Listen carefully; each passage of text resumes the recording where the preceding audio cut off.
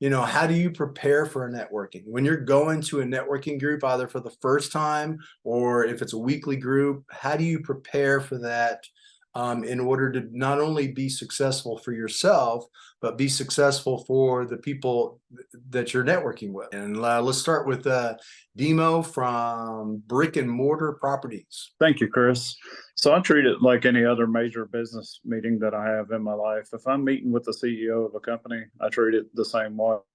One of my mentors early on when I first got started in networking, he told me if you join a group over the course of a year, when you subtract out holidays, just use 48 meetings for a baseline. You've got 48 minutes that over the course of a year, you get to put your name and your info and your requests out there. If it's 30-second ask, you've got 24. Not a lot of time. So you need to know what you're asking. You need to be specific in what you're asking. You need to have industries or people already identified. I'm a member of another networking group, and one of the members, his go-to every week, no real ask this week, just the keywords of X, Y, and Z, and he does the X word, same thing, X, Y, and Z. And I'm actually his mentor now, and we were having a talk the other day, and he was like, I'm having a hard time understanding why I'm not getting referrals. And I was like, well, you say every single week, no real ask this week, and I only want X, Y, and Z. And it's the same thing every single week. That's great. That's a great point.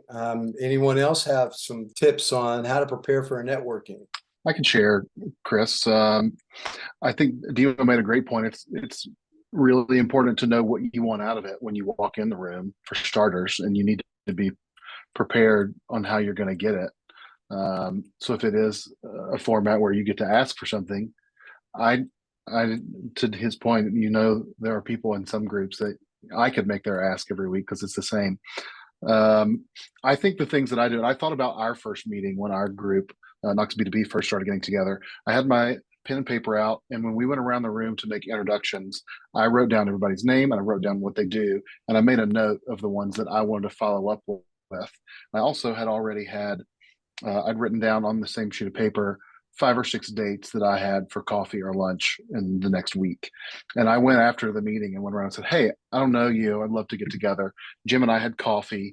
Some of the other members and I had an opportunity to get together for lunch or a Zoom or whatever. So if you don't know the people in the room, you've got to approach it that way. Write down everybody when you go around the room and introduce yourself. But if you know the people in the room ahead of time, you can prepare and know, oh, here are the 5 or 6 people that I've got to meet. I want to meet these people if I go to this, and I can walk away with 5 appointments with these 5 people, and that's a success. So I think knowing your calendar when you go in and knowing the people that you want to walk away with and start a relationship with are helpful tips to prepare for any networking event.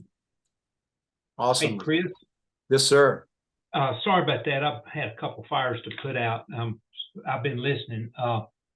As you know, was BNI, and then we defected after a few years in this Rio. I've been in our networking group. July was 25 years. So I've seen a lot of people come and go. We've got the largest group. We have 35 people. It caps out at 35, and we have a waiting list for people to join. The one thing that I think a lot of people come, where their biggest mistake is they come to a network meeting trying to sell to the people there instead of selling through the people. I look at each one of those people as a sales manager for me, and it's my job to train my partners on what to look for each week. And a lot of times I'll tell them something new. You got to keep it fresh. You can't keep saying, the same thing over and over and over, but give examples.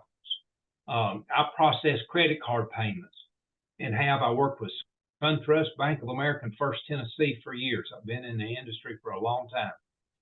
So I try to explain something, dual pricing. A lot of people are charging what they call cash discount, where there's a fee charged on the card. So what I'll do is when I see somebody that's doing it, I'll go in and buy something from them where I see the fee. I'll print it on a piece of paper and laminate it and pass it around. And I tell people, if you see a receipt that's showing a fee for accepting the card, that's a good referral for me, because Visa will shut them down and they're in violation with the Visa rules. You have to do dual pricing, which I do. Anyway, again, I don't want to just dominate the conversation, but I really have had a lot of success. First thing I think of is I do one-on-ones with the members. Over the years, I do a couple of one-on-ones each month. Take them to lunch, buy their lunch, talk to them, find out what they're looking for. Because if you come to people with your hands out all the time and that's all you're doing, people will shy away from you. So one of the things that I try to do is find out what they're looking for and give them referrals as soon as possible so they can say, hey, I see the benefit of being in this group and working with you, because our saying says givers gain. And that's one of those things. Give, give, give. And I've given to some people till they said, I'm embarrassed. I am going to, I've got a dentist in our group, Dr. Jim Kocianis, and he said, you've embarrassed me. You sent me so many referrals and I haven't sent you any. So he's on a mission to send me referrals. So anyway, that's my story and I'm sticking to it, but I did like to chime into it because I've got a lot of experience with that. So awesome. Awesome. Well, I got two hands up. I'll start with Drew Crook. Yeah. So again, along with that preparation and thinking ahead, I think the idea to practice that elevator pitch or whatever it might be, do it out loud, time it. Most of these networking events have a specific time limit you have, and nothing I feel like kind of pushes people the wrong way as if you take too much of that time or you say too much about maybe details. So time it, maybe ask a coworker or a spouse, how does that sound? Am I conveying the right message? And that way you're making the most of that opportunity you have week in and week out. That's awesome point. That's exactly what we need to hear. And Jim, reliable resources. Thank you. Yeah. Again, I like everybody's comments are great. And I'm just getting back into networking again. And one of the things I recognized that I have to do before I go to an event like this is I have to switch hats. My work is very individual. I get in front of a computer, I'm crunching numbers, preparing financial statements. That is completely different than networking. Totally different. And it's not that I'm terrible at networking. It's that if I'm not in the right mindset, I'm going to seem distracted and I'm going to seem aloof.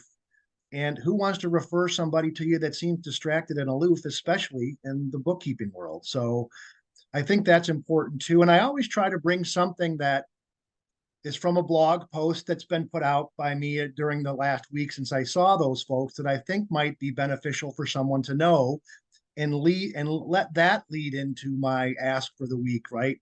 This last week I've been introduced to a lot of people that are just starting a business. They're not even 2 years in, and they're still new, or they're not even started.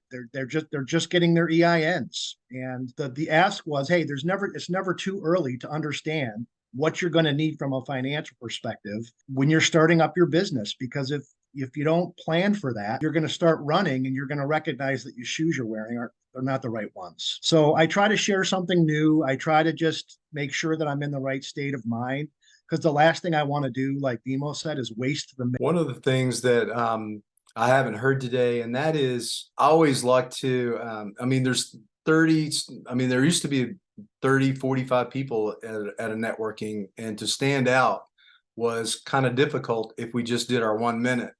So what I used to do is I would write my 1 minute as a nursery rhyme. I would take a nursery rhyme and turn it into a sale or a situation where I was helping someone out.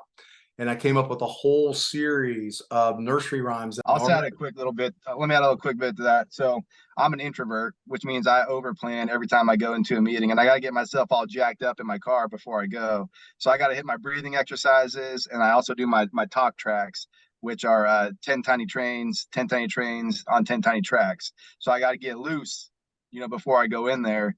And actually, before a networking meeting, I try not to over prepare because I will psych myself out. So that's the one place in my life where I try to shoot from the hip and just have fun.